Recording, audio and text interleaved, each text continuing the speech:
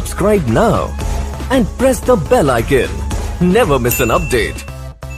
Hello everyone, you are most welcome at exam work. Video start करने से पहले जो भी न्यू स्टूडेंट्स हैं उन सभी से request, please subscribe our YouTube channel, press the bell icon for upcoming videos and upcoming notifications related to JNU. And जो students type test series join करना चाहते हैं वो प्लीज़ हमारी वेबसाइट एग्जाम वर्क को जाकर विजिट करें। साथ ही साथ लाइव लेक्चर्स भी अगर आप ज्वाइन करना चाहते हैं तो हमारी जो डिटेल्स हैं, कॉन्टैक्ट डिटेल्स हैं, वो आपको एग्जाम वर्क वेबसाइट है उस पर मिल जाएंगी।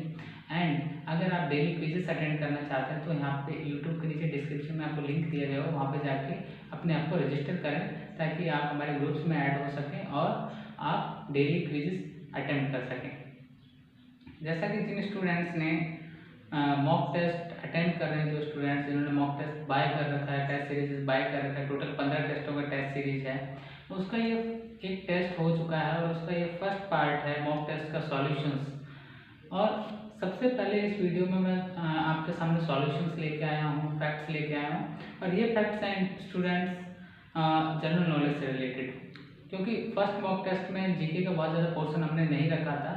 टोटल नंबर ऑफ क्वेश्चन 75 था, बट जो भी नेक्स्ट टेस्ट अभी जल्दी ही होने वाला है उसमें 100 क्वेश्चन रहेगा 100 मार्क्स का। और काफ़ी सारे स्टूडेंट अच्छा इंप्रूव भी कर रहे हैं, अच्छे मार्क्स भी ला रहे हैं, और कहीं ना कहीं according to me test series उनके लिए इतनी हेल्पफुल होगी, लाइव लेक्चर्स काफ़ी हेल्पफुल होंगे और कहीं ना कहीं वो सिलेक्शंस भी हो जाएंगे उनके। तो आप भी अगर ज्वाइन करना चाहते हैं तो प्लीज़ ज्वाइन करिए।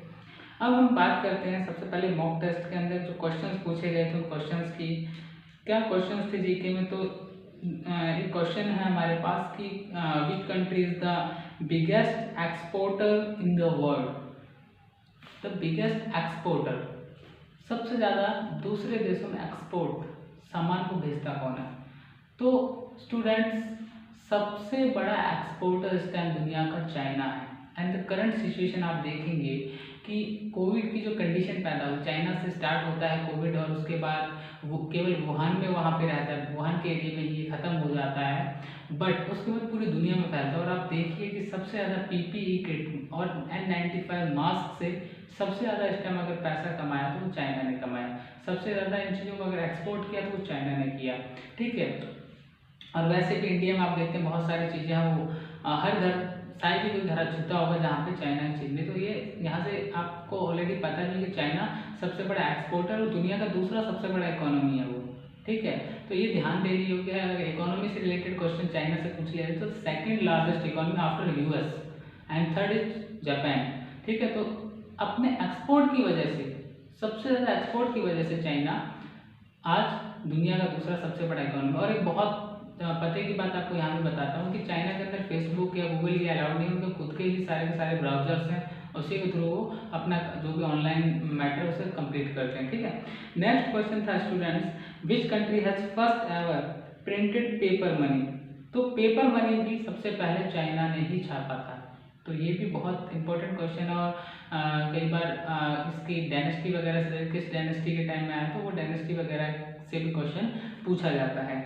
उसके बाद हमारे पास आता है कि total number of members in Asian.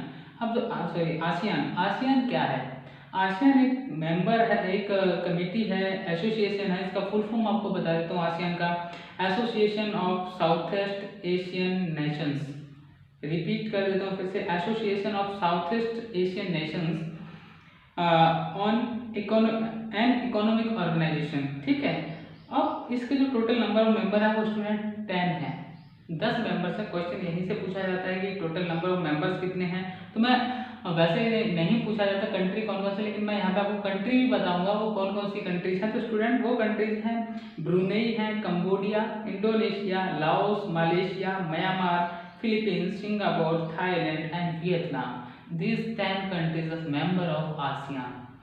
And इसके अगर चार्टर की बात करें, प्रस्ताव कब लाया गया, चार्टर की जब हम बात करते हैं तो 16 दिसंबर 2008 इसका चार्टर आता है। एंड आसियान का जो सेक्रेटरीट है उसकी बात करें, इसका जो सचिवालय हिंदी में कहें तो सचिवालय of secretariat of ASEAN in Jakarta Indonesia, okay, Jakarta is in Indonesia. And next question in question paper, the world trade organization WTO start functioning from the year, किस साल से इसने अपना काम करना स्टार्ट किया था? तो माय डियर स्टूडेंट्स, WTO के बारे में मैं एक चीज़ और बताना चाहूँगा। WTO अपने फॉर्मेशन में आने से पहले WTO नहीं था, ये गेट था, GATT। ये भी पूछा जाता है कई बार कि ये क्या था पहले। तो गेट का फुल फॉर्म है journal agreement on tariffs and trade, उसी का कन्वर्टेड रूप WTO है। और WTO का जो फॉर्मेशन हुआ था वो 1995 में हुआ था। किससे हुआ था? GATT, गेट से हुआ था। तो ये चीज़ आपको ध्यान में रखनी है कि किससे इसका फॉर्मेशन हुआ था, और वेरी इंपॉर्टेंट है। And some facts about WTO officially commenced on 1 January 1995 under the Marrakesh agreement. ठीक है, तो एग्रीमेंट का नाम ध्यान रखना, साइंड बाय 123 नेशन। अब पूछा जाता है WTO के फॉर्मेशन के time total number of countries कितनी थी जिन्होंने साइन किया? तो 123 नेशंस थे। ऑन 15 अप्रैल 1994, 15 अप्रैल 1994 को उन्होंने साइन किया था, WTO के ऊपर सहमति बनी थी गेट से। ठीक है, उसके बाद इसका हेडक्वार्टर की बात करते हैं। Headquarter in Geneva, Switzerland. And official languages 3 languages and 2 languages also from European cluster, English, French and Spanish. These 3 official languages of WTO, World Trade Organization, headquartered at Geneva, Switzerland. And next question is about the just a fact about WTO. WTO ministerial conference of 2001 was held in Doha, the capital of Qatar. So इसका जो पहला ministerial conference हुआ था वो 2001 में हुआ था, दोहा में हुआ था। दोहा कतर की राजधानी है। उसके बाद नेक्स्ट आता है हमारे पास क्वेश्चन एग्जाम में दिया गया था कि विच वन ब्रिक्स कंट्रीज, कि कौन कौन सी ब्रिक कंट्रीज हैं। आपको बता दूं कि ब्रिक पहले था, बाद में ब्रिक्स बना। ये भी मैं आपको बताऊंगा कैसे बना। क्वेश्चन था which one brick countries. Question में ऑप्शंस बहुत सारे थे, लेकिन जो 4 ऑप्शन थे उनमें से एक ऑप्शन हमें चूज करना था। और ऑप्शन जो सही है B से बनता है ब्राजील, R से रशिया, I से इंडिया एंड C से China. But in 2010 South Africa joined BRIC, then after that the BRIC become BRICS.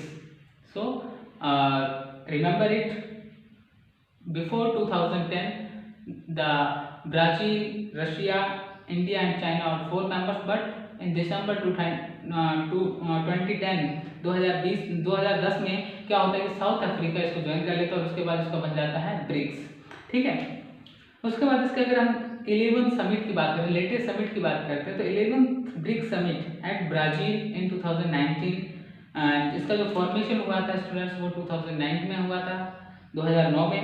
उसका नेक्स्ट क्वेश्चन था आपके एग्जाम में, which one is the first country in the world to implement GST। GST किसने? Goods service tax. GST की full form ध्यान रखना, goods service tax. ये किसने सबसे पहले इम्प्लीमेंट किया था? तो ये इम्प्लीमेंट किया गया था फ्रांस के द्वारा। और इंडिया के अंदर जो GST है, गुड्स सर्विस टैक्स है, वो इफेक्टिव हुआ था स्टूडेंट्स 1 जुलाई 2017 से। उसके बाद नेक्स्ट पॉइंट है हमारा, नेक्स्ट क्वेश्चन था the ease of doing business index is prepared and published by. आप देखते हो कई बार न्यूज़पेपर्स में पढ़ते हो कि इंडिया का इज डूइंग ऑफ बिजनेस के अंदर ये रैंक आया, चाइना का ये आया। तो ये चीजें पब्लिश कौन करता है, डिक्लेयर कौन करता है? तो वो करता है स्टूडेंट वर्ल्ड बैंक ग्रुप। ठीक है, तो जिनका वर्ल्ड बैंक ग्रुप था उनका आंसर सही है ये। And the world budget. अब देखिए एक हर साल अपने इंडिया में भी बजट पेश किए जाते हैं, हर स्टेट में भी वहाँ की जो असेंबलीज हैं उनके अंदर बजट लाए जाते हैं। उसकी जब हम बात करते हैं तो द वर्ल्ड बजट सिनोनिमस, इसका जो कहें कि उत्पत्ति है वो कहाँ से होती है? तो इसका जो पहले हम बात करें बजट लिया कहाँ से गया, तो उसका नाम है बोजेटे, BOUGET, बोजेटे ऑफ विच लैंग्वेज। तो ये आपके यूरोपियन क्लस्टर से, जिन्होंने यूरोपियन क्लस्टर में अप्लाई किया है तो उन्हें ध्यान रखना है, ये बहुत ज़्यादा जरूरी भी है, सभी को ध्यान रखना है। एक्चुअली फ्रेंच लैंग्वेज से लिया गया है, तो इसकी उत्पत्ति है वो कहाँ से होती है? फ्रेंच से होती है। तो जिन स्टूडेंट्स ने फ्रेंच टिक किया उनका आंसर फ्रेंच सही है। उसके बाद नेक्स्ट आता है the surface temperature of sun. JNU वैसे इस तरह के क्वेश्चंस नहीं पूछा, लेकिन हमने दिया था टेस्ट में। तो जिन्होंने 5778 के 5778 के किया है उनका आंसर ये सही है। एंड उसके बाद है what is the diameter of earth, earth का जो डायमीटर है वो कितना है, कितने किलोमीटर है, तो 12742 12742 किलोमीटर उसका डायमीटर का साइज है। ठीक है, तो ये आपको 12742 किलोमीटर। उसके बाद एक बहुत इंपॉर्टेंट क्वेश्चन आता है, the wailing wall in the city. आप बर्लिन वॉल पढ़ते हैं, China the great wall of China पढ़ते हैं, बट एक ये बहुत इंपॉर्टेंट पॉइंट है, वेलिंग वॉल इन सिटी, कौन सी सिटी में है ये, तो ये ध्यान रखना आपको, ये जो जेरूसलम है वहां पे है ये। ठीक है, उसके बाद नेक्स्ट क्वेश्चन था पेपर में कि which two countries are joined by the bridge of no return, bridge of no return, ये ध्यान रखना आपको, ब्रिज ऑफ नो रिटर्न ये North Korea and South Korea के बीच में है, and the bridge of no return is located in joint security area JSA and joint security area. और इसका जो यूज किया जाता था ये 1953 तक था, और इसका यूज स्टूडेंट्स किया जाता था जो प्रिजनर्स होते थे वॉर के दौरान 1950 से लेकर 1953 के बीच में साउथ कोरिया और नॉर्थ कोरिया के बीच में वॉर चला था कंटिन्यू, और उस वॉर में जो सबसे पहला अटैक था वो नॉर्थ कोरिया की तरफ से किया गया था। ठीक है, तो उस वॉर के दौरान ये यूज किया जाता था इसे, और इसका फिर से नाम बताता हूँ, ब्रिज ऑफ नो रिटर्न। ठीक है, यहाँ ये यूज किया जाता था जो प्रिजनर्स होते थे, इनके प्रिजनर्स को एक्सचेंज करने के लिए at the end of Korea war, जब वॉर एंड हुआ था, कोरिया का जो वॉर 1950 टू 1953 जो चलता वो जब एंड हुआ, तो उस टाइम जो एक्सचेंज करने के प्रिजनर्स बन गए थे, नॉर्थ कोरिया के साउथ कोरिया में थे या साउथ कोरिया के नॉर्थ कोरिया में थे, उनको एक्सचेंज करने के लिए यूज किया जाता था। उसके बाद नेक्स्ट क्वेश्चन था, अब जिन स्टूडेंट्स ने साउथ कोरिया नॉर्थ कोरिया की टिक किया है, नॉर्थ कोरिया और साउथ कोरिया, वो उनका आंसर बिल्कुल सही है। उसके बाद नेक्स्ट क्वेश्चन था स्टूडेंट्स की which mountain separate France from Italy and Switzerland, कौन सा माउंटेन जो है वो फ्रांस को इटली और स्विट्जरलैंड से अलग करता है, तो वह एल्प्स। ठीक है, अल्पास की जो श्रेणी माउंटेन है वो उसे अलग करता है। उसके बाद which country is known the gift of the Nile, अब जो गिफ्ट ऑफ द नील के नाम से इजिप्ट को जाना जाता है। अब इजिप्ट को सबसे पहले गिफ्ट ऑफ नील किसने कहा था, हम जो हिस्टोरियन था उसकी बात करेंगे, क्वेश्चन यहाँ से आ सकते हैं, इजिप्ट से रिलेटेड क्वेश्चन आते हैं जेएनयू के एग्जाम में। तो बता दो, Egypt called the gift of Nile because the Greek historian, Greek historian रहे थे इनके, उनका नाम था हेरोडोटस। हेरोडोटस थे called Egypt the gift of the Nile because, क्योंकि वहाँ पे क्या होता है कि फ्लडिंग आती, बाढ़ वगैरह आती है, उससे क्या होता है जो डेवलपिंग ऑफ फर्टाइल लैंड, जो उपजाऊ मिट्टी होती है वो वहाँ छोड़ जाती है, उससे वहाँ पे इजिप्ट के अंदर जो एग्रीकल्चरल अगर बात करें तो उन चीज़ों में काफ़ी ज़्यादा फायदा होता है, इंप्रूवमेंट होता है, that's why called the gift of Nile Egypt. उसके बाद हम बात करते हैं तो वर्ल्ड की जो सबसे डीपेस्ट लेक है वो कौन सा है, तो क्वेश्चन था कि the deepest lake of the world, तो लेक बेकाल, तो लेक बेकाल है वो वर्ल्ड का डीपेस्ट लेक है, सबसे गहरा लेक है वो। And longest river in Asia, Asia के अंदर सबसे लॉन्गेस्ट रिवर है वो यांगत्से रिवर है, चाइना के अंदर है, and this river the third longest river of the world. ठीक है, फर्स्ट आपका नील है और जो थर्ड है वो क्या है, ये यांगत्से रिवर है जो चाइना में बहती है। और एक क्वेश्चन था स्टूडेंट्स की Yellow Sea is a port of, Yellow Sea किसके पोर्ट पे है, तो आंसर था इसका ईस्ट चाइना सी। ओके, तो जिन्होंने ईस्ट चाइना सी किया उनका आंसर सही है। उसके बाद लोएस्ट पॉइंट इन इंडिया, तो इंडिया का सबसे लोएस्ट पॉइंट क्या है, तो इंडिया का सबसे लोएस्ट पॉइंट है कुट्टूनाड, कुट्टूनाड in Kerala.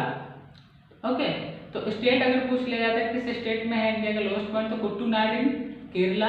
And the next is who was the first monarch and founder of Saudi Arabia, and तो ये था इसका answer the King Ibn Saud, King Ibn Saud ये वहाँ के फाउंडर थे मोनार्की सिस्टम के। And next and last question of the first video on mock test series, in which year the present Saudi Arabia kingdom was founded, जो अभी present जो Saudi Arabia उसे कब फाउंड किया गया था, तो उसे 1932 में फाउंड किया गया था। एंड गाइस ये जो आज का एनालिसिस था ये उस टेस्ट के केवल जनरल नॉलेज पार्ट का है, इंग्लिश और रीजनिंग का अलग अलग पार्ट आएगा, उसमें आप अपने पेपर्स को चेक कर सकते हैं। And again I am requesting those who want to join test series, please join test series, and if you want to join live lecture series, please join live lecture series for a better performance in your JNU examinations. So please subscribe my YouTube channel and press the bell icon for upcoming videos and notification related to JNU.